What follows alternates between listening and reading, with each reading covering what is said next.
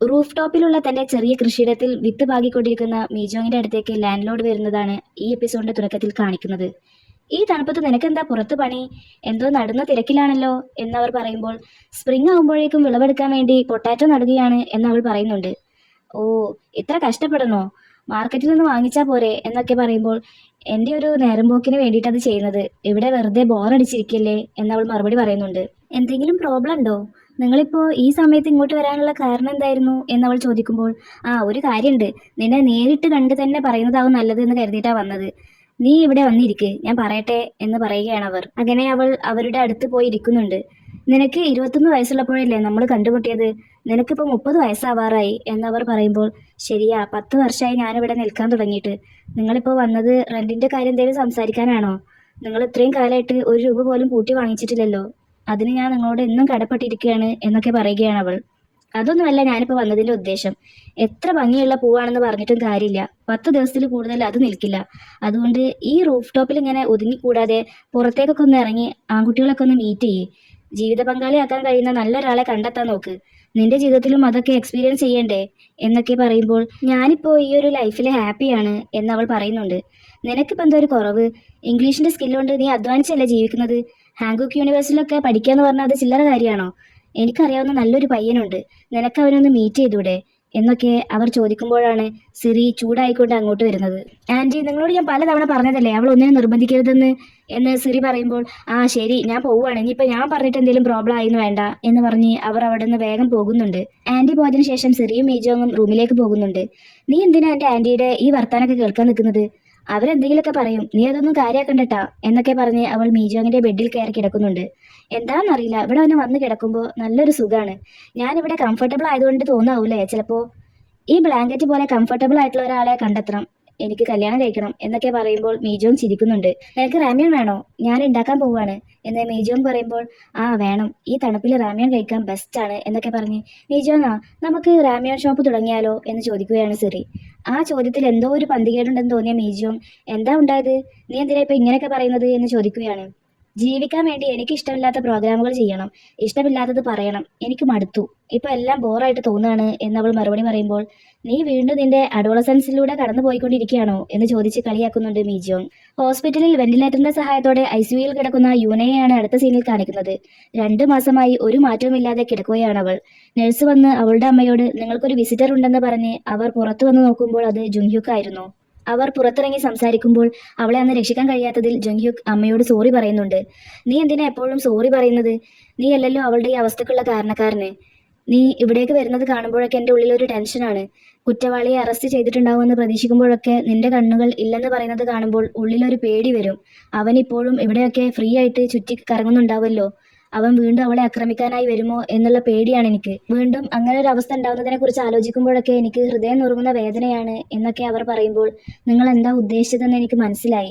നിങ്ങൾ സമയത്തിന് ഭക്ഷണമൊക്കെ കഴിക്കണം കേട്ടോ എന്ന് പറഞ്ഞ് തണുപ്പിനിടാനായിട്ടുള്ള അവന്റെ ഗ്ലൗ അവിടെ വെച്ച് കൊടുത്ത് പോകുന്നുണ്ട്. ആ അമ്മ അതെടുത്ത് ചേർത്ത് പിടിച്ച് സങ്കടപ്പെടുന്നത് നമുക്ക് കാണാം.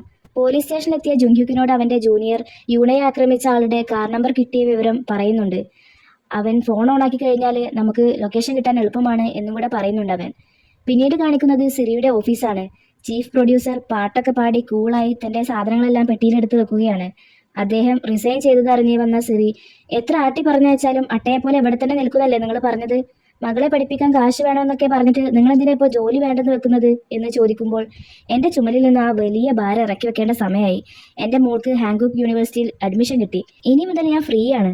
നാട്ടിലേക്ക് തന്നെ തിരിച്ചുപോയി കൃഷിയൊക്കെ ചെയ്ത് സ്വസ്ഥമായി അവിടെ ജീവിക്കും ഇനി എന്നൊക്കെ പറയുകയാണ് പ്രൊഡ്യൂസർ. നിങ്ങൾ ഈ തീരുമാനം എടുത്തത് നിങ്ങളുടെ വൈഫിനറിയോ എന്നവൾ ചോദിക്കുമ്പോൾ, ഇല്ല, പക്ഷേ ഞാൻ അവളെ സമ്മതിപ്പിച്ചെടുക്കും. പഠിച്ച് എങ്ങനെയെങ്കിലും നല്ല ജോലി വാങ്ങി ഗ്രാമത്തിൽ നിന്ന് സിറ്റിയിൽ എത്തണം എന്നുള്ള ചിന്തയായിരുന്നു എനിക്ക് ചെറുപ്പകാലത്ത് ഉണ്ടായിരുന്നത്. പക്ഷേ ഇപ്പോൾ ഇവിടെ ജീവിക്കുമ്പോൾ ഒന്നും വേണ്ട എന്ന് തോന്നിപ്പോകും എന്നൊക്കെ പറഞ്ഞ്, ആ, നിന്നെ കാണാൻ ഒരാൾ ഇവിടെ വന്നിട്ടുണ്ടായിരുന്നു, അടുത്തുള്ളൊരു കഫേയിൽ വെയിറ്റ് ചെയ്യാന്ന് പറഞ്ഞിട്ടാണ് അയാൾ പോയിട്ടുള്ളത് എന്ന് പറയുന്നുണ്ട്. അതിനുശേഷം അവൾ അന്ന് വേസ്റ്റ് ബിന്നിൽ ഇട്ടിട്ട് പോയ ആ ഫയൽ എടുത്തു കൊടുക്കുകയാണ്. നിന്റെ ഈ പ്രൊജക്റ്റിൽ ഡയറക്ടറുടെ സൈൻ ഞാൻ വാങ്ങിപ്പിച്ചിട്ടുണ്ട്. പ്രൊജക്റ്റ് അപ്രൂവ് ആയിട്ടുണ്ട്. ചീഫ് പ്രൊഡ്യൂസറായിട്ട് ഞാൻ ലാസ്റ്റായി അപ്രൂവ് ചെയ്യുന്ന പ്രൊജക്റ്റ് ഇതായിരിക്കും. അതുകൊണ്ട് നല്ല പോലെ ചെയ്തോ. എന്നെ നാണം കെടുത്തരുത്. ഇനി മുതൽ റേറ്റിംഗിന്റെ കാര്യം ആലോചിച്ച് നിനക്കും ടെൻഷൻ അടിക്കാം എന്നൊക്കെ പറഞ്ഞ് പ്രൊഡ്യൂസർ പോവുകയാണ്. പ്രൊഡ്യൂസർ അങ്ങനെയൊക്കെ പറഞ്ഞു പോകുമ്പോൾ അവൾക്ക് നല്ല സങ്കടമാവുന്നുണ്ട്. അത്രയും കാലം കൂടെ ഉണ്ടായിരുന്ന മെന്റർ പോയ വിഷമത്തിൽ കരഞ്ഞിട്ടാണ് അവൾ കഫേയിൽ വെയിറ്റ് ചെയ്യുന്ന ആളെ കാണാനായി പോകുന്നത്. അവളെ വെയിറ്റ് ചെയ്തുകൊണ്ട് കഫേയിലുണ്ടായിരുന്നത് ദോങ്ജിൻ ആയിരുന്നു. ദോങ്ജിൻ അവൾക്ക് കോഫിയൊക്കെ വാങ്ങിക്കൊടുക്കുമ്പോൾ, അല്ല നീ ആരാണെന്ന് പറഞ്ഞില്ലല്ലോ എന്ന് ചോദിക്കുമ്പോൾ, എൻ്റെ പേര് ലീ ദോങ്ജിൻ എന്ന് പറഞ്ഞ് വിസിറ്റിംഗ് കാർഡ് കൊടുക്കുന്നുണ്ട്. അവൾ ആ വിസിറ്റിംഗ് കാർഡ് നോക്കി ഡാറ്റ അനലിസ്റ്റ് ആണോ എന്ന് ചോദിച്ച് അവനെ ഒന്ന് സൂക്ഷിച്ചു നോക്കിയിട്ട്, നമ്മൾ ഇതിനു മുമ്പ് കണ്ടിട്ടുണ്ടോ എന്ന് ചോദിക്കുകയാണ്. ഇല്ല, അങ്ങനെ വരാൻ വഴിയില്ല. എനിക്കൊരു ഓർഡിനറി ഫേസ് കട്ട് ആയതുകൊണ്ട് എല്ലാവരും ഇതേ ചോദ്യം എന്നോട് ചോദിക്കാറുണ്ട് എന്നവൻ മറുപടി പറയുകയാണ്. ഒരു ഡാറ്റ അനലിസ്റ്റ് ഇപ്പോൾ എന്നെ എന്തിനാ കാണാൻ വന്നത് എന്നവൾ ചോദിക്കുമ്പോൾ, പാർക്ക് മ്യൂസിയമിനെ കുറിച്ച് കുറച്ച് കാര്യങ്ങൾ ചോദിച്ചറിയാനാ വന്നത് എന്നവൻ പറയുന്നുണ്ട്. പാർക്ക് മ്യൂസിയമിനെ ചുറ്റിപ്പറ്റി നടക്കുന്ന ആക്സിഡന്റുകളെ കുറിച്ച് ഞാനൊരു ഇൻവെസ്റ്റിഗേഷൻ നടത്തുന്നുണ്ട്. എന്നിട്ട് അത് അനലൈസ് ചെയ്ത് അതിലെന്തെങ്കിലും കൺസിസ്റ്റന്റ് ആയിട്ടുള്ള പാറ്റേൺ ഉണ്ടോ എന്ന് തിരിച്ചറിയാനാണ് എന്നവൻ പറയുമ്പോൾ, സിറി സംശയത്തോടെ എന്തിന് എന്ന് ചോദിക്കുന്നുണ്ട്. അങ്ങനെ ഒരു പാറ്റേൺ നമുക്ക് കണ്ടെത്താൻ കഴിഞ്ഞാൽ അവളെ ചുറ്റിപ്പറ്റി ഫ്യൂച്ചറിൽ ഉണ്ടാകാൻ പോകുന്ന ആക്സിഡൻസ് ഒക്കെ നമുക്ക് പ്രെഡിക്റ്റ് ചെയ്യാൻ കഴിയും. അതിനർത്ഥം ഒരു പരിധി വരെ നമുക്ക് ആ ആക്സിഡൻസ് ഒക്കെ തടയാൻ കഴിയും എന്നാണ് എന്നൊക്കെ പറയുകയാണ് ദോങ്ജിൻ. അവൻ അത്രയും നേരം പറഞ്ഞതൊന്നും സിരി കാര്യമാക്കി എടുക്കാത്തത് കൊണ്ട് തന്നെ, നീ അന്ന് ബിക്കിനി വാക്സിൻ സാലൂണിൽ വന്ന ആളല്ലേ എന്ന് ചോദിക്കുമ്പോൾ അവൻ ഒന്ന് മടിച്ചിട്ടാണെങ്കിലും സമ്മതിക്കുന്നുണ്ട്. നീ എന്തിനാ മീജോങ്ങിന്റെ ലൈഫിലേക്ക് എത്തി നോക്കുന്നത്? നീ അവളുടെ സ്റ്റോക്കർ വല്ലതും ആണോ? ഡാറ്റ പാറ്റേൺ എന്നൊക്കെ പറഞ്ഞ് വന്നേക്കുന്നു. ഇത്തരം തട്ടിപ്പുകളൊന്നും എൻ്റെ അടുത്ത് നടക്കില്ല. സത്യം പറ, നീ എന്തിനാ എന്നെ ഇപ്പൊ കാണാൻ ഇങ്ങോട്ട് വന്നത്? ശരിക്കുള്ള റീസൺ എന്താ എന്നൊക്കെ അവൾ ചോദിക്കുകയാണ്. ദോങ്ജിൻ ഒരു നെടുവീർപ്പിട്ട്, 9 വർഷമായിട്ട് മീജോങ്ങായി ക്ലോസ് ആയിട്ടുള്ള ഒരേ ഒരാൾ നിങ്ങൾ മാത്രമാണെന്നാണ് എനിക്ക് അറിയാൻ കഴിഞ്ഞത്. നിങ്ങൾ ഒരേ കോളേജിലല്ലേ പഠിച്ചിരുന്നത്? അപ്പോൾ ഇഗ്ജോങ്ങിനെ അറിയുമോ എന്ന് ചോദിക്കുകയാണ് ദോങ്ജിൻ. ഏത്? എൻ്റെ ഡിപ്പാർട്ട്മെന്റിലുണ്ടായിരുന്ന ഇഗ്ജോങ് ആണോ? അവനെയാണെങ്കിൽ എനിക്കറിയാം എന്ന് പറയുന്നുണ്ട് അവൾ. ഇഗ്ജോങ്ങും മീജോങ്ങും പിന്നെ ഞാനും ജനിച്ചതും വളർന്നതൊക്കെ തേബേക്കിലായിരുന്നു. ഞങ്ങൾ ഒരേ സ്കൂളിലാണ് പഠിച്ചിരുന്നത് എന്നൊക്കെ പറഞ്ഞ് ദോങ്ജിൻ അതുവരെ കണ്ടുപിടിച്ച എല്ലാ ഡാറ്റയും അടങ്ങിയിട്ടുള്ള ഫയൽ എടുത്തു കൊടുക്കുന്നുണ്ട് അവൾക്ക്. മീജോങ്ങിന്റെ കുട്ടിക്കാലം മുതൽ 2013 അവൾ ആ നാട്ടിൽ നിന്ന് പോകുന്നത് വരെയുള്ള അവളെക്കുറിച്ചുള്ള വിവരങ്ങൾ ഞാൻ ശേഖരിച്ചു കൊണ്ടിരിക്കുകയായിരുന്നു. കൂടാതെ ഇപ്പോൾ റീസെന്റ് ആയിട്ട് ഒരു സംഭവം ഉണ്ടായി. സബ്വേയിൽ വെച്ച് ഒരു പയ്യൻ അവന്റെ ഇഷ്ടം തുറന്നു പറഞ്ഞപ്പോൾ അവൻക്കും ആക്സിഡന്റ് ഉണ്ടായി. ഈ ഡാറ്റകളുടെ അടിസ്ഥാനത്തിൽ ഞാൻ കുറച്ച് സിദ്ധാന്തങ്ങൾ കണ്ടുപിടിച്ചിട്ടുണ്ട്. അവൻ കൊടുത്ത ഫയലിലെ കാര്യങ്ങൾ നോക്കിയ സിറി, ഇവരെയൊക്കെ നീ നേരിട്ട് കണ്ട് സംസാരിച്ചോ എന്ന് അത്ഭുതത്തോടെ ചോദിക്കുമ്പോൾ അവൻ അതേ എന്ന് പറയുന്നുണ്ട്. 2013 വരെ ഏകദേശം 40 ആൾക്കാർക്ക് ചെറുതും വലുതുമായിട്ടുള്ള ഇഞ്ചുറീസ് ഉണ്ടായിട്ടുണ്ട്.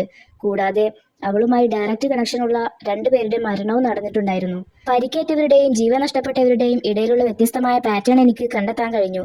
മറ്റൊരു വിധത്തിൽ പറഞ്ഞാൽ ഈ ഡാറ്റകളൊക്കെ വെച്ച് കുറച്ച് റൂൾസുകൾ അടങ്ങിയിട്ടുള്ള ഒരു സിദ്ധാന്തം ഞാൻ രൂപപ്പെടുത്തിയിട്ടുണ്ട് എന്നൊക്കെ പറയുകയാണ് ദോങ്ജിൻ. അവൻ രൂപപ്പെടുത്തിയ ആ 5 സിദ്ധാന്തങ്ങളും വായിച്ച സിറി, ഇതൊക്കെ എന്താണ്, ഡെത്തിന്റെ റൂൾസോ എന്നൊരു പേടി കലർന്ന സ്വരത്തിൽ ചോദിക്കുമ്പോൾ, അവളെ പിന്തുടരുന്ന ചില മരണ നിയമങ്ങൾ ഉണ്ടെന്നാണ് ഇതിൽ നിന്ന് മനസ്സിലാക്കാനാവുന്നത് എന്ന് പറയുന്നുണ്ട് അവൻ. ഇതിപ്പോ വെറും സിദ്ധാന്തങ്ങളും അനുമാനങ്ങളും മാത്രമല്ലേ? നിനക്ക് തെറ്റുപറ്റിയതാണെങ്കിലോ എന്നവൾ ചോദിക്കുമ്പോൾ, അതുകൊണ്ടാണ് എനിക്കിതിനെക്കുറിച്ച് കൂടുതൽ വിവരങ്ങൾ ആവശ്യമുള്ളത്. നിങ്ങൾ വഴി എനിക്ക് കൂടുതൽ ആൾക്കാരായിട്ട് മീറ്റ് ചെയ്യാൻ കഴിയുമെന്ന് തോന്നിയിട്ടാണ് കാണാൻ വന്നത് എന്ന് പറയുന്നുണ്ട് അവൻ. ഒരാളുടെ ജീവിതത്തിലേക്ക് ഇങ്ങനെ സീക്രട്ടായി എത്തി നോക്കുന്നത് ശരിയായിട്ടുള്ള കാര്യമാണെന്ന് നിനക്ക് തോന്നുന്നുണ്ടോ? അല്ല, നീ എന്തിനാണ് ഇതിൽ ഇത്ര ഒബ്സസ്ഡ് ആവുന്നത് എന്നവൾ ചോദിക്കുമ്പോൾ, എൻ്റെ ഫീലിങ്സ് ഒക്കെ കോംപ്ലിക്കേറ്റഡ് ആയിട്ടുള്ളതാണ്. അതുകൊണ്ട് തന്നെ ഒറ്റ വാക്കിൽ അവ വിശദീകരിച്ച് തരാൻ പ്രയാസമാണ്. പക്ഷേ ഒരു കാര്യം എനിക്ക് ഉറപ്പിച്ച് പറയാൻ കഴിയും. എല്ലാവരും ജീവിക്കുന്നത് പോലെ ഒരു സാധാരണ ലൈഫ് അവൾക്ക് തിരികെ നൽകാൻ ഞാൻ ആഗ്രഹിക്കുന്നുണ്ട് എന്നൊക്കെ പറയുകയാണ് ദോങ്ജിൻ. മീജോങ് തന്നെ ക്രിയേറ്റ് ചെയ്ത ആ ഒരു ഷെല്ലിൽ നിന്ന് അവളെ പുറത്തു കടക്കാൻ ആരെങ്കിലും സഹായിക്കണമെന്ന് ഞാൻ അതിയായി ആഗ്രഹിച്ചിരുന്നു. കാരണം ഞാൻ എൻ്റെ കഴിവിൻ്റെ പരമാവധി ശ്രമിച്ചിട്ടും നടന്നിട്ടില്ല. അവൾ ജീവിക്കുന്നത് കാണുമ്പോൾ എനിക്ക് എപ്പോഴും പാവം തോന്നും. അതുകൊണ്ട് തന്നെ ഞാൻ കാത്തിരുന്ന ഒരാൾ നീയാണെന്ന് ഞാൻ വിശ്വസിക്കുകയാണ് എന്നൊക്കെ പറയുകയാണ് സിറി. നിനക്ക് എന്ത് ഹെൽപ്പാണ് ഞാൻ ചെയ്യേണ്ടത് എന്നവൾ ചോദിക്കുമ്പോൾ, മീജോങ്ങിനെ കുറിച്ച് നിങ്ങൾക്കറിയാവുന്ന എല്ലാ കാര്യങ്ങളും പറഞ്ഞു തരാൻ കഴിയുമോ എന്ന് ചോദിക്കുന്നുണ്ട് അവൻ. മീജോങ് ഹാങ്കുക്ക് യൂണിവേഴ്സിറ്റിയിൽ ഉണ്ടായിരുന്ന കാലഘട്ടമാണ് ഫ്ലാഷ് ബാക്കിലൂടെ കാണിക്കുന്നത്. ക്ലബ് ഓഫ് ഇംഗ്ലീഷ് ഡിപ്പാർട്ട്മെന്റിന്റെ പ്രസിഡന്റ് ആയിരുന്നു സിറി. അവരുടെ ക്ലബിലേക്ക് ജൂനിയേഴ്സിനെ ഇൻവൈറ്റ് ചെയ്യാനായി സിറിയും ടീമും ഒരു ക്ലാസ്സിലേക്ക് വന്നിരിക്കുകയാണ്. മീജോങ് ഉള്ള ക്ലാസ് ആയിരുന്നു അത്. അവളുടെ തൊട്ടപ്പുറത്തിരിക്കുന്ന ഒരു പയ്യന് അവളിൽ ഇൻട്രസ്റ്റ് ഉള്ളതായി നമുക്ക് മനസ്സിലാക്കാം. മീജോങ്ങിനോട് എക്സ്ട്രാ പേനയുണ്ടോ എന്ന് ചോദിക്കുമ്പോൾ അവൾ പേന എടുത്തു കൊടുക്കുന്നുണ്ട്. ഇത് കണ്ട അവന്റെ കൂട്ടുകാരൻ അവനെ കളിയാക്കുന്നുണ്ട്. മീജോങ് ആരുടെയും ശ്രദ്ധയിൽപ്പെടാതിരിക്കാനെന്ന പോലെ ഡള്ളായിട്ടുള്ള ഔട്ട്ഫിറ്റ് ഒക്കെയാണ് ധരിച്ചിട്ടുള്ളതെങ്കിലും അവളുടെ ആ ഭംഗിയിൽ എല്ലാ ആൺകുട്ടികളും വീണു പോകുന്നുണ്ട്. ഒരു ദിവസം യാദൃശ്ചികമായി ഇഗ്ജോങ്ങിനെ കാണുമ്പോൾ അവൾ ഗ്രീറ്റ് ചെയ്യുന്നുണ്ട്. അവന്റെ ലവർ ആവണം കൂടെ കൂടെ ഒരു പെൺകുട്ടിയെയും നമുക്ക് കാണാം. പെട്ടെന്ന് മീജോങ്ങിനെ അവിടെ കാണുമ്പോൾ അവനൊന്ന് പാനിക് ആവുന്നുണ്ട്. മീജോങ്ങാ, നീ എന്താ ഇവിടെ എന്നവൻ ചോദിക്കുമ്പോൾ എനിക്കിവിടെ അഡ്മിഷൻ കിട്ടി, അതും ഒപ്പായെ പോലെ ഇംഗ്ലീഷ് ലിറ്ററേച്ചറിന് തന്നെ എന്നവൾ മറുപടി പറയുന്നുണ്ട്. ആണോ, അതിനെക്കുറിച്ച് ഞാനൊന്നും അറിഞ്ഞില്ലല്ലോ എന്ന് പറഞ്ഞ് നീ ഓക്കെ ആണോ? നമ്മുടെ നാട്ടിൽ നടന്ന സംഭവങ്ങളെക്കുറിച്ചൊക്കെ ഞാൻ കേട്ടിരുന്നു. നിനക്ക് നല്ല ബുദ്ധിമുട്ടായിട്ടുണ്ടാവുമല്ലേ എന്നൊക്കെ ചോദിക്കുമ്പോൾ അവളുടെ മുഖത്തെ ആ ചിരി അങ്ങ് മായുന്നുണ്ട്. ഇവളാരാ? നീ അവളോട് എന്തോ തെറ്റ് ചെയ്ത പോലെയാണല്ലോ നിന്റെ പെരുമാറ്റം എന്നൊക്കെ കൂടെയുള്ള പെൺകുട്ടി ചോദിക്കുമ്പോൾ അതൊക്കെ നിനക്ക് വെറുതെ തോന്നാണ്. ഞാൻ ഇവളെ നിനക്ക് പരിചയപ്പെടുത്തി തരാം. എന്റെ നാട്ടുകാരി മീജോങ് ആണിത്. ഞങ്ങൾ ഒരുമിച്ചാണ് പള്ളിയിലൊക്കെ പോയിരുന്നത് എന്നൊക്കെ പറയുകയാണ് ഇക്ജോങ്. ഇത് കേട്ട് ആ പെൺകുട്ടി, അതൊന്നും ഞാൻ നിന്നോട് അതിനെ ചോദിച്ചില്ലല്ലോ. നീ ഒരു കാര്യം ചെയ്യേ, പഴയ കൂട്ടുകാരിയെ കണ്ടതല്ലേ, സംസാരിച്ച് നിൽക്ക്, ഞാൻ പോവാണ് എന്ന് പറഞ്ഞ് അവൾ ദേഷ്യത്തോടെ പോകുമ്പോൾ നമുക്ക് പിന്നെ കാണാം എന്ന് മീജോങ്ങിനോട് പറഞ്ഞ് ഇക്ജോങ് ആ പെൺകുട്ടിയുടെ പിന്നാലെ പോകുന്നുണ്ട്. ഇക്ജോങ് പോയതും മീജോങ് അവിടെ നിന്ന് പോകാൻ നിൽക്കുമ്പോഴാണ് നേരത്തെ പേന വാങ്ങിച്ച പയ്യൻ പേന തിരികെ നൽകാനെന്ന പോലെ വന്നിട്ട് അവളുടെ ഫോൺ നമ്പർ ചോദിക്കുന്നത്. അവന്റെ പേര് യുങ്ദോങ് എന്നായിരുന്നു. കാര്യം മനസ്സിലായ മീജോങ് തിരിച്ചൊന്നും പറയാൻ നിൽക്കാതെ വേഗം തന്നെ അവിടെ നിന്നും പോകുന്നുണ്ട്. അതുവഴി വന്ന സിറി ഇതെല്ലാം ശ്രദ്ധിക്കുന്നുണ്ടായിരുന്നു. നമുക്കൊരാളെ കാണുമ്പോൾ എന്തോ ഒരു കണക്ഷൻ ഫീൽ ചെയ്യില്ലേ, അവരെ നേരത്തെ കണ്ടുമുട്ടിയിരുന്നെങ്കിൽ എന്നൊക്കെ തോന്നിപ്പോവില്ലേ? അതുപോലൊക്കെയാണ് എനിക്ക് അവളെ ആദ്യം കണ്ടപ്പോൾ തോന്നിയത്. എങ്ങനെ എക്സ്പ്ലെയിൻ ചെയ്യണമെന്ന് എനിക്കറിയില്ല. അവളെ ആദ്യം തന്നെ ഞാൻ നോട്ടീസ് ചെയ്തിരുന്നു എന്നൊക്കെ ദോങ്ജിനോട് പറയുന്നുണ്ട് സിറി. അങ്ങനെ സമയം കടന്നുപോയി. ആ ഒരു സെമസ്റ്റർ കഴിയാറായി. ഗ്രൂപ്പ് പ്രൊജക്റ്റിന്റെ ഡിസ്കഷനൊക്കെ കഴിഞ്ഞ് കൂടെയുള്ളവർ പോയപ്പോൾ ക്ലാസ് റൂമിൽ യുന്തോങ്ങും മീജോണും മാത്രമാണ് ഉണ്ടായിരുന്നത്. നിനക്ക് മൂവീസ് കാണാൻ ഇഷ്ടമാണോ എന്നവൻ ചോദിക്കുമ്പോൾ ഇഷ്ടമാണെന്ന് പറയുന്നുണ്ട് അവൾ. ആഹാ, അങ്ങനെയാണെങ്കിൽ എൻ്റെ അടുത്ത് 2 ടിക്കറ്റ് ഉണ്ട്, നമുക്ക് ഈ വീക്കെൻഡിൽ മൂവി കാണാൻ പോയാലോ എന്നവൻ ചോദിക്കുമ്പോൾ അവൾ എഴുന്നേറ്റ് സോറി എനിക്ക് കഴിയില്ല, പാർട്ട് ടൈം ജോബ് ഉള്ളതാണ്, വേഗം പോകണമെന്ന് പറഞ്ഞ് അവിടെ നിന്നും പോവുകയാണ് അവൾ. അവനും എഴുന്നേറ്റ് പിന്നാലെ ചെന്ന് നീ ഒരു നിമിഷം നിൽക്കുവോ, എനിക്കൊരു കാര്യം പറയാനുണ്ട് എന്ന് പറയുന്നുണ്ടെങ്കിലും അവൾ അതൊന്നും കേൾക്കാൻ തയ്യാറാവാതെ പോകുന്നുണ്ട്. അവളുടെ അടുത്തെത്താനായി അവൻ വേഗം സ്റ്റെപ്സ് ഇറങ്ങുമ്പോൾ കാൽ തന്നെ താഴെ വീഴുന്നുണ്ട്. സൗണ്ട് കേട്ട മീജോങ് ഒരു നിമിഷം അവിടെ തന്നെ നിന്നു പോകുന്നുണ്ട്. ഇങ്ങനെ ഒരു അപകടം ഒഴിവാക്കാൻ വേണ്ടിയാണല്ലോ അവൾ എല്ലാം അവോയ്ഡ് ചെയ്തിരുന്നത്. അടുത്ത ദിവസം ക്ലബിന്റെ മീറ്റിംഗ് നടക്കുന്ന സമയത്ത് യുന്തോങ്ങിന്റെ കാലിലെ കാസ്റ്റ് ശ്രദ്ധിച്ച സിറി അവനോട് എന്ത് പറ്റിയതാണെന്ന് ചോദിക്കുന്നത് നമുക്ക് കാണാം. അത് സ്റ്റെപ്പ് ഇറങ്ങുമ്പോൾ ഞാനൊന്ന് വീണതാണ് എന്നവൻ മറുപടി പറയുമ്പോൾ നമ്മുടെ ഡിപ്പാർട്ട്മെന്റിൽ ഈയിടെയായി കുറെ ആക്സിഡന്റുകൾ സംഭവിക്കുന്നുണ്ടല്ലോ. ചിലർ വീഴുന്നു, ചിലർ ഫുട്ബോൾ കളിക്കുമ്പോൾ ആക്സിഡന്റ് ആവുന്നു. ഇങ്ങനെയാണെങ്കിൽ ഹോസ്പിറ്റലിൽ വിസിറ്റ് ചെയ്യാനല്ലേ എല്ലാവർക്കും നേരം ഉണ്ടാവുള്ളൂ എന്നൊക്കെ പറയുന്നുണ്ട് സിറി. അപ്പോൾ എടാ നീ സത്യം പറ, മീജോങ്ങിന്റെ കാരണല്ലേ നിന്റെ കാലൊടിഞ്ഞത് എന്ന് അടുത്തിരിക്കുന്ന കൂട്ടുകാരൻ യുന്തോങ്ങിനോട് ചോദിക്കുമ്പോൾ എടാ എന്നെ നാണം കെടുത്താതൊന്നും മിണ്ടാതിരിക്കുവോ എന്ന് ചോദിക്കുന്നുണ്ട് അവൻ. ഫസ്റ്റ് ഇയറിലുള്ള മീജോങ്ങിനെ കുറിച്ചാണോ നിങ്ങൾ പറയുന്നത്? അവളെ കുറച്ച് ദിവസമായല്ലോ കണ്ടിട്ട്, ഇപ്പോൾ ക്ലാസ്സിനൊന്നും വരാറില്ലേ എന്ന് ചോദിക്കുകയാണ് സിറി. ആരുടെയും ശ്രദ്ധയിൽപ്പെടാതെ ക്ലാസ്സിന് വന്ന് പോകുന്നുണ്ട് അവൾ. പക്ഷേ ബോയ്സിന്റെ ഇടയിൽ അവൾ പോപ്പുലർ ആണ്. എല്ലാ ഡിപ്പാർട്ട്മെന്റിലെ ചെക്കന്മാരും അവളെ കാണാനായി എപ്പോഴും ഞങ്ങളുടെ ക്ലാസ്സിലേക്ക് വരും. നമ്മുടെ ഇംഗ്ലീഷ് ലിറ്ററേച്ചറിന്റെ പ്രൊഫസറിനും അവളെ ഇഷ്ടമാണെന്നുള്ള റൂമറൊക്കെ കേൾക്കുന്നുണ്ട് എന്നൊക്കെ ഒരു പെൺകുട്ടി പറയുമ്പോൾ അയാൾക്ക് എന്താ ഭ്രാന്താണോ? അയാള് ഓൾറെഡി മാരീഡ് അല്ലേ? ആരെങ്കിലും സ്റ്റുഡൻസിനൊക്കെ ഇഷ്ടപ്പെടാൻ നിൽക്കുമോ എന്നൊക്കെ ചോദിക്കുകയാണ് സിറി. നമ്മുടെ കോളേജിൽ നടക്കുന്ന ആക്സിഡൻസിനൊക്കെ കാരണം മീജോങ് ആണെന്ന ഒരു റൂമർ കേൾക്കുന്നുണ്ട്. കെമിസ്ട്രി ലാബിൽ ഒരു തീപിടുത്തം ഉണ്ടായില്ലേ, അതൊക്കെ വെച്ച് നോക്കുമ്പോൾ ശരിയാണെന്ന് തോന്നുന്നുണ്ട് എന്നൊരു പയ്യൻ പറയുമ്പോൾ നിങ്ങൾക്കൊക്കെ എന്താ ബുദ്ധിയില്ലേ? അങ്ങനെയാണെങ്കിൽ അപ്പുറത്തെ കൺസ്ട്രക്ഷൻ സൈറ്റിലുണ്ടായ അപകടവും അവൾ കാരണമാണെന്ന് പറയല്ലോ എന്നൊക്കെ പറഞ്ഞ് ചൂടാവുന്നുണ്ട് സിറി. ഈ റൂമറൊക്കെ കേട്ടതിന് ശേഷം പേടിയായിട്ട് ഞാനിപ്പോൾ അവളുടെ അടുത്തേക്ക് പോലും പോകാറില്ല എന്ന് യുന്തോങ് പറയുമ്പോൾ എടാ നിനക്ക് അവളോട് ക്രഷ് ഉണ്ടായിരുന്നതല്ലേ, അവൾ അത് നിരസിച്ചപ്പോൾ നീ അവളെ കുറിച്ച് കുറ്റം പറയാണോ എന്ന് ചോദിക്കുന്നുണ്ട് സിറി. അതല്ല സംഭേ, അവൾ ഈ കോളേജിലേക്ക് വരുന്നതിന് മുമ്പ് തന്നെ ഈ റൂമേഴ്സ് ഒക്കെ ഉണ്ട്. അവളെ ആരെങ്കിലും ഇഷ്ടപ്പെട്ടാൽ അവർക്ക് സീരിയസ് ആയിട്ട് ഇഞ്ചുറി ഉണ്ടാവേ അല്ലെങ്കിൽ മരിക്കേ ചെയ്യുമെന്നാണ് പറയുന്നത് എന്നൊക്കെ ഒരു പെൺകുട്ടി പറയുമ്പോൾ ഈ മണ്ടത്തരങ്ങളൊക്കെ ആരാ പറഞ്ഞുണ്ടാക്കുന്നത് എന്ന് ചോദിക്കുന്നുണ്ട് സിറി. തേർഡ് ഇയറിലുള്ള ഇക്ജോങ് സംബയില്ലേ, അവരും ഇജോങ്ങും ഒരേ നാട്ടുകാരാണ്. സംബയാണ് ഈ കാര്യമൊക്കെ പറഞ്ഞത് എന്നവൾ മറുപടി പറയുന്നുണ്ട്. ആര്, ഇക്ജോങ്ങോ? അവനെന്താ ഭ്രാന്താണോ? ഇങ്ങനെയൊക്കെ പറഞ്ഞുണ്ടാക്കാൻ എങ്ങനെ സാധിക്കുന്നു എന്നൊക്കെ പറയുന്നുണ്ട് അവൾ. അടുത്ത സീനിൽ ഇക്ജോങ്ങും അവന്റെ ഗേൾഫ്രണ്ടും കൂടെ നടന്നു വരുന്നതാണ് കാണിക്കുന്നത്. നിനക്കെന്തിനാ യൂൻജു മെസ്സേജ് അയച്ചത് എന്ന് ഗേൾഫ്രണ്ട് ചോദിക്കുമ്പോൾ ഞങ്ങൾ ഒരുമിച്ചല്ലേ പ്രൊജക്റ്റ് ഒക്കെ ചെയ്തത്, അതിനെക്കുറിച്ച് പറഞ്ഞിട്ട് മെസ്സേജ് അയച്ചതാ, അല്ലാതെ വേറൊന്നുമില്ല എന്നവൻ പറയുന്നുണ്ട്. പിന്നെ വേറൊരു കാര്യം ചോദിക്കാണ്ട്, ഫസ്റ്റ് ഇയറിലുള്ള പാർക്ക് മീജോങ്ങായിട്ട് നിനക്ക് ഇപ്പോഴും കോൺടാക്ട് ഉണ്ടോ എന്നവൾ ചോദിക്കുമ്പോൾ നീ എന്തിനാ അവളുടെ കാര്യം വീണ്ടും വീണ്ടും ചോദിക്കുന്നത്? അവൾ എന്റെ നാട്ടുകാരി മാത്രമാണെന്ന് ഞാൻ നിന്നോട് പലതവണ പറഞ്ഞതല്ലേ. ഞങ്ങൾക്കിടയിൽ വേറെ ഒരു ബന്ധവുമില്ല. നിനക്ക് അവളെ കുറിച്ച് അറിയാത്തോണ്ട് ഇടയ്ക്കിടയ്ക്ക് ഓരോന്നിങ്ങനെ ചോദിക്കുന്നത് എന്നൊക്കെ ഇക്ജോങ് പറയുകയാണ്. നീ എന്തിനാ അവളെ ഡിഫെൻഡ് ചെയ്യുന്നത്? എനിക്കിനി ഒന്നും കേൾക്കണ്ട എന്ന് പറഞ്ഞ് അവൾ പിണങ്ങിപ്പോകാൻ നിൽക്കുമ്പോൾ ഞാനിതൊരിക്കലും പറയാൻ ആഗ്രഹിച്ചതല്ല. പക്ഷെ നിനക്കറിയോ, അവളെ ആരെങ്കിലും ഇഷ്ടപ്പെട്ടാൽ അവർക്ക് അപകടം പറ്റുകയോ മരിക്കുകയോ ചെയ്യും എന്ന് പറയുകയാണ് അവൻ. അവർ സംസാരിക്കുന്നതെല്ലാം തൊട്ടപ്പുറത്ത് നിന്നുകൊണ്ട് മീജോങ് കേൾക്കുന്നുണ്ടായിരുന്നു. മറ്റു കുട്ടികൾ അവളെ നോക്കുന്നത് കണ്ട് അവൾ വേഗം അവിടെ നിന്നും പോകുന്നുണ്ട്. എക്സാം എഴുതിക്കൊണ്ടിരിക്കുന്ന മീജോങ്ങിനെയാണ് പിന്നീട് കാണിക്കുന്നത്. ഇംഗ്ലീഷ് ലിറ്ററേച്ചറിന്റെ പ്രൊഫസറാണ് ക്ലാസ്സിലുണ്ടായിരുന്നത്. അവളുടെ എക്സാം കഴിഞ്ഞ് പ്രൊഫസർക്ക് പേപ്പർ കൊടുത്ത് പോകാൻ നിൽക്കുമ്പോൾ പ്രൊഫസർ അവളെ തടഞ്ഞു നിർത്തുന്നുണ്ട്. നീ നിന്റെ പേപ്പർ ഓൾറെഡി സബ്മിറ്റ് ചെയ്ത് കഴിഞ്ഞ സ്ഥിതിക്ക് ഇത് ഞാൻ ഇവാലുവേറ്റ് ചെയ്തു തരാം എന്ന് പറഞ്ഞ് എക്സ്പ്ലെയിൻ ചെയ്ത് കൊടുക്കുന്ന ഇടയ്ക്ക് അയാൾ പേപ്പറിൽ ഐ ലവ് യു എന്ന് എഴുതുകയാണ്. ഇത് കണ്ടതും മീജോങ് സാർ എനിക്ക് പോയിട്ട് തിരക്കുണ്ട് എന്ന് പറഞ്ഞ് വേഗം ക്ലാസ്സിൽ നിന്ന് ഇറങ്ങി ഓടുകയാണ്. പോകുന്ന വഴിക്ക് അവൾ ആംബുലൻസ് പറഞ്ഞേക്കാനായി ക്രിട്ടിക്കൽ കെയറിലേക്ക് വിളിക്കുന്നുണ്ട്. അയാളിപ്പോൾ ക്ലാസ് റൂമിൽ മറ്റുള്ളവരുടെ കൂടെ സേഫ് ആയിട്ടുണ്ട്, പക്ഷേ അപകടം സംഭവിക്കാൻ ചാൻസ് ഉണ്ട് എന്നൊക്കെയാണോ നിങ്ങൾ പറഞ്ഞു വരുന്നത് എന്ന് അവർ ചോദിക്കുമ്പോൾ അതെ, അയാൾക്കിപ്പോൾ സീരിയസ് ആയിട്ട് എന്തെങ്കിലും സംഭവിക്കും, നിങ്ങൾ വേഗം വരൂ എന്ന് ചോദിക്കുന്നുണ്ട് അവൾ. അയാൾക്ക് എന്തെങ്കിലും തരത്തിലുള്ള വധഭീഷണിയോ മറ്റോ ഉണ്ടോ എന്ന് അവർ ചോദിക്കുമ്പോൾ ഇല്ല, പക്ഷേ അയാൾക്കിപ്പോൾ അപകടം സംഭവിക്കും, നിങ്ങൾ വന്നൊന്ന് ചെക്ക് ചെയ്യൂ എന്ന് മറുപടി പറയുന്നുണ്ട് അവൾ. എന്തെങ്കിലും ആക്സിഡന്റ് ഉണ്ടായാൽ മാത്രമേ നമുക്ക് ഇവിടുന്ന് ആംബുലൻസ് പറഞ്ഞേക്കാനുള്ള പെർമിഷൻ ഉള്ളൂ, പിന്നെ ദയവ് ചെയ്ത് നിങ്ങൾ ഇതുപോലത്തെ പ്രാങ്ക് കോൾ ചെയ്ത് ഞങ്ങളുടെ സമയം കളയിക്കരുത് എന്ന് പറഞ്ഞ് അവർ ഫോൺ കട്ട് ചെയ്യുന്നുണ്ട്. മീജോങ് കോളേജിൽ നിന്ന് പുറത്തു കടക്കാൻ ധൃതിയിൽ നടക്കുമ്പോഴാണ് സിറി അവിടേക്ക് വരുന്നത്. മീജോങ്ങിനെ തടഞ്ഞു നിർത്തി നിനക്കെന്നെ അറിയാമോ, ഞാൻ ഇംഗ്ലീഷ് ക്ലബിന്റെ പ്രസിഡന്റാണ്, നിന്റെ സീനിയറാണ്, നിനക്ക് പോർക്ക് കട്ട്ലേറ്റ് കഴിക്കാൻ ഇഷ്ടമാണോ, നമുക്ക് കോളേജ് ക്യാൻറ്റീനിൽ പോയി ഫുഡ് കഴിക്കാം എന്നവൾ പറയുമ്പോൾ സോറി എനിക്ക് കുറച്ച് തിരക്കുണ്ട്, നമുക്ക് പിന്നീട് ഒരു ദിവസം കൂടാം എന്ന് പറയുകയാണ് മീജോങ്. പക്ഷേ സിറി അവളെ പോകാൻ സമ്മതിക്കാതെ ഞാൻ നിന്നോടൊന്ന് സംസാരിക്കാൻ വേണ്ടി എത്ര ദിവസമായി വെയിറ്റ് ചെയ്യുന്നതെന്ന് നിനക്കറിയോ, ഇതിപ്പോൾ നീ ഫ്രീ ആണെന്ന് ഉറപ്പുവരുത്തി നിന്റെ സ്കെഡ്യൂളൊക്കെ നോക്കി വന്നതാ, ഒരു 5 മിനിറ്റ് മതി അല്ലെങ്കിൽ 3 മിനിറ്റ് മതി എന്നൊക്കെ പറയുന്നുണ്ട്. അപ്പോഴാണ് മുകളിലത്തെ ജനൽ വഴി പ്രൊഫസർ മീജോങ്ങിനെ നോക്കുന്നത് സിറി കാണുന്നത്. അയാൾക്കെന്താ ഭ്രാന്താണോ? മീജോങ്ങ നീ മുകളിലേക്ക് നോക്കണ്ട, ആ പ്രൊഫസർ നിന്നെ നോക്കിയിരിക്കുകയാണ് അവിടെ എന്ന് സിറി പറയുമ്പോൾ മീജോങ് പേടി കലർന്ന സ്വരത്തിൽ സംബേ ഞാനിപ്പോൾ ഇവിടെ നിൽക്കാൻ പാടില്ല, ഞാൻ ഇവിടെ ഉണ്ടാകാൻ പാടില്ല എന്ന് പറയുകയാണ്. പെട്ടെന്നാണ് പ്രൊഫസർ കൈവച്ചിരിക്കുന്നിടത്തെ ഇഷ്ടിക ഇളകി അയാൾക്ക് ബാലൻസ് തെറ്റി താഴെ വീഴുന്നത്. ഇത് കണ്ട് സിറി ആകെ ഷോക്കാവുന്നുണ്ട്. സൗണ്ട് കേട്ട് മീജോങ് തിരിയാൻ നിൽക്കുമ്പോൾ അങ്ങോട്ട് നോക്കണ്ട എന്ന് പറഞ്ഞ് അവളെ കെട്ടിപ്പിടിക്കുകയാണ് സിറി. വീണ്ടും ഞാൻ കാരണം ഒരാൾക്ക് കൂടി അപകടം സംഭവിച്ചുവല്ലേ എന്ന് കരഞ്ഞുകൊണ്ട് മീജോങ് പറയുമ്പോൾ ഒരിക്കലുമല്ല, ഇത് വെറും ഒരു ആക്സിഡന്റ് മാത്രമാണ്, അങ്ങോട്ട് നീ നോക്കണ്ട, അങ്ങോട്ട് തിരിയണ്ട എന്നൊക്കെ അവളെ സമാധാനിപ്പിക്കാനായി പറയുന്നുണ്ട് സിറി. അന്നത്തെ ആ ആക്സിഡന്റിന് ശേഷം അവൾ വിച്ചാണെന്നുള്ള റൂമർ മാറിയിട്ട് അതൊരു സത്യമായി എല്ലാവരും വിശ്വസിച്ചു എന്ന് ദോങ്ജിന് പറഞ്ഞു കൊടുക്കുകയാണ് സിറി. ദോങ്ജിൻ അതെല്ലാം നോട്ട് ചെയ്യുന്നുണ്ടായിരുന്നു. മീജോങ്ങിന് ആ ആക്സിഡന്റ് സഹിക്കാവുന്നതിലും അപ്പുറമായിരുന്നു.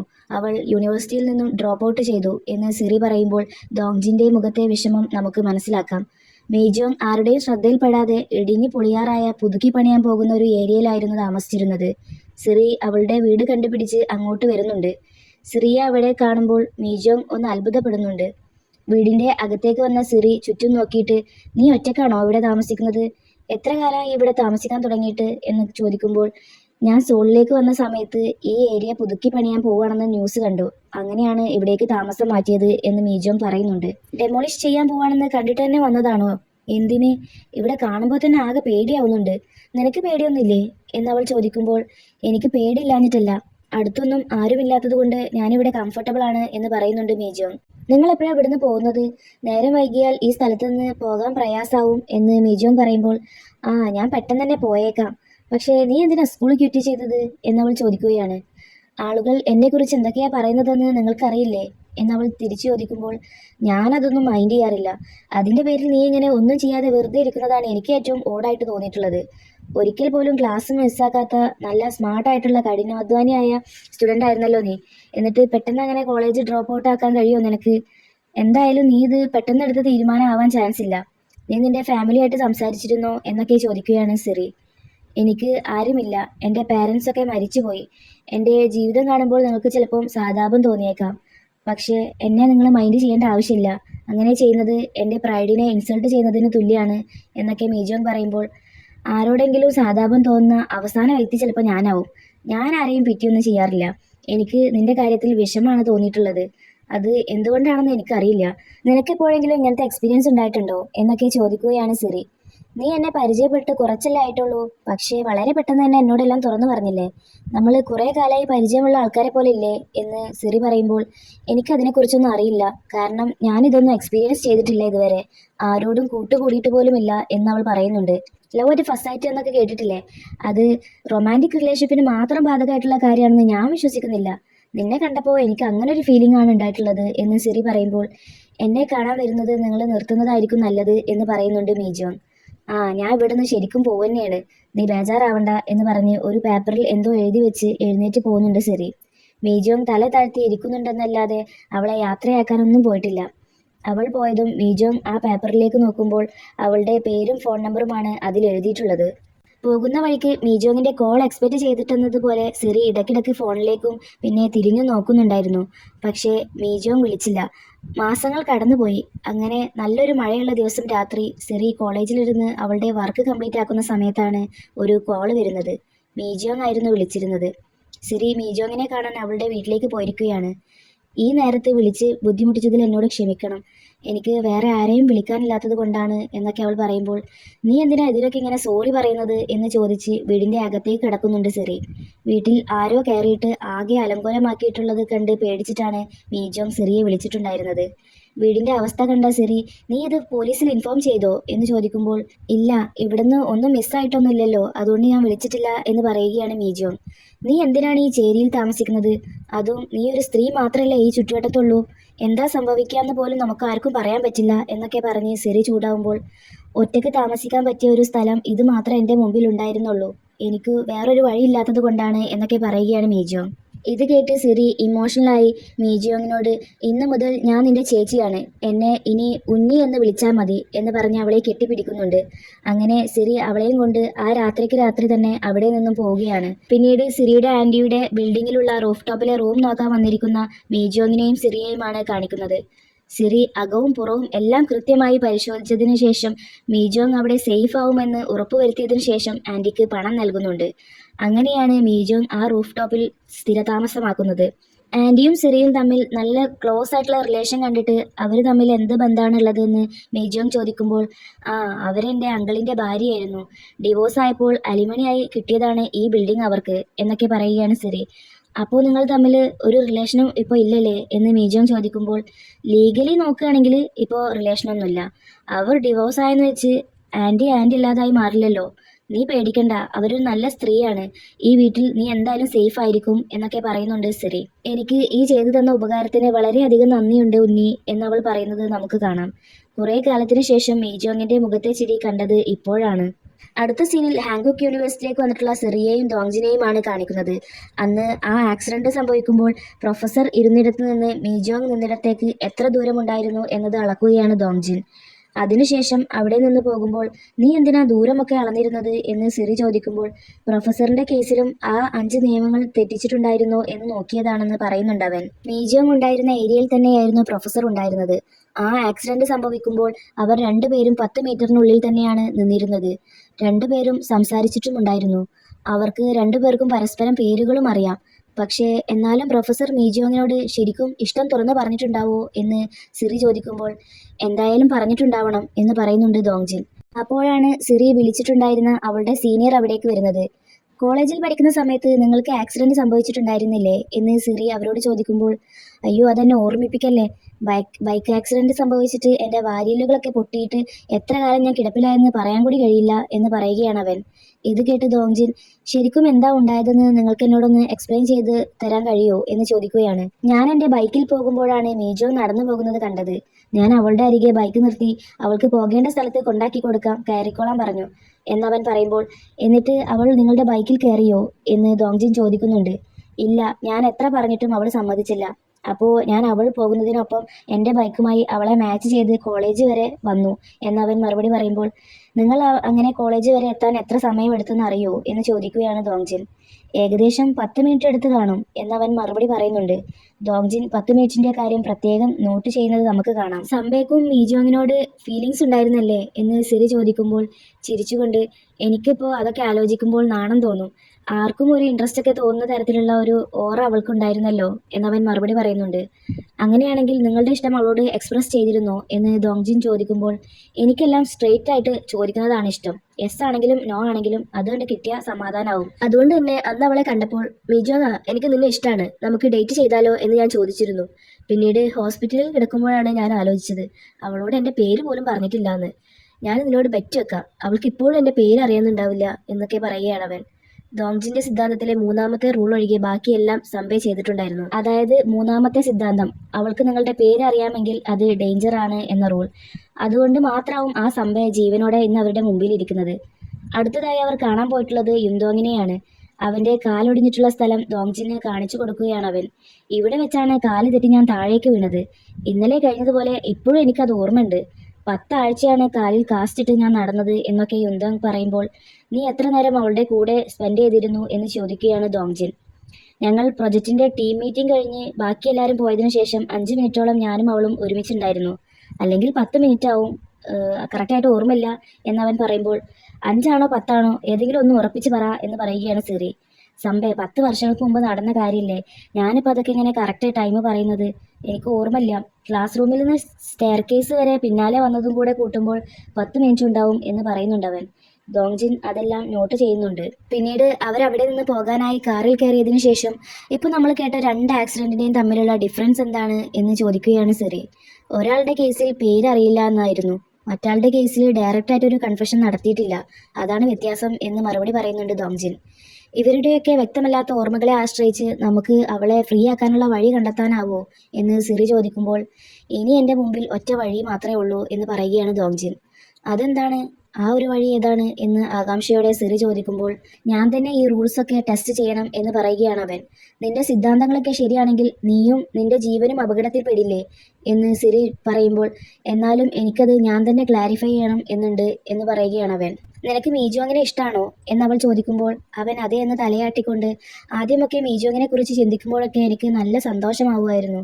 പക്ഷേ ഇപ്പോൾ അവളെ കാണുമ്പോൾ, അവളുടെ അവസ്ഥ കാണുമ്പോൾ എനിക്ക് ഹൃദയം നുറുങ്ങുന്ന വേദനയാണ് ഉള്ളത് എന്ന് പറയുകയാണ് ഡോങ്ജിൻ. മീജോങ്ങിന്റെ ജീവിത രീതിയും ചുറ്റുപാടുകളും പഠിക്കാനിറങ്ങിയിരിക്കുന്ന ഡോങ്ജിനെയാണ് പിന്നീട് കാണിക്കുന്നത്. എല്ലാ ട്യൂസ്ഡേയിലും ഹ്യോമ്യോങ് മാർട്ടിൽ നിന്ന് അവൾക്ക് ആവശ്യമുള്ള സാധനങ്ങൾ ഡെലിവറി ചെയ്തു കൊടുക്കുന്നത് അവൻ നോട്ടീസ് ചെയ്യുന്നുണ്ട്. അങ്ങനെ അവനൊരു കസ്റ്റമറിനെ പോലെ ഹ്യോമ്യോങ് മാർട്ടിലേക്ക് പോകുന്നുണ്ട്. സാധനങ്ങൾ ബില്ലടിക്കുന്ന സമയത്താണ് ഡെലിവറി ബോയിന് ആവശ്യമുണ്ടെന്ന നോട്ടീസ് അവന്റെ ശ്രദ്ധയിൽപ്പെടുന്നത്.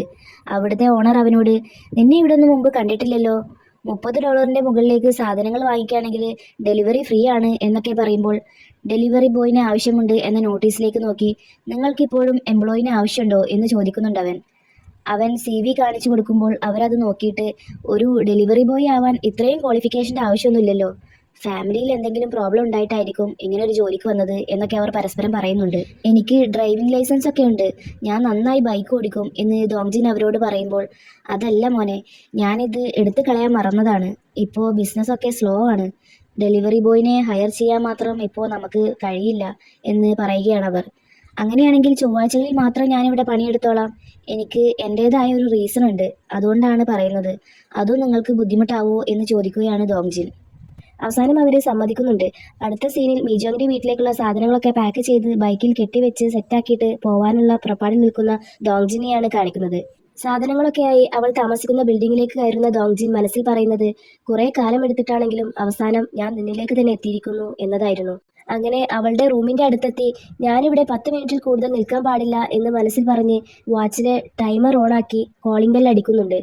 അവനിപ്പോൾ നിൽക്കുന്നത് 10 മീറ്റർ ഡിസ്റ്റൻസിനുള്ളിലാണ്.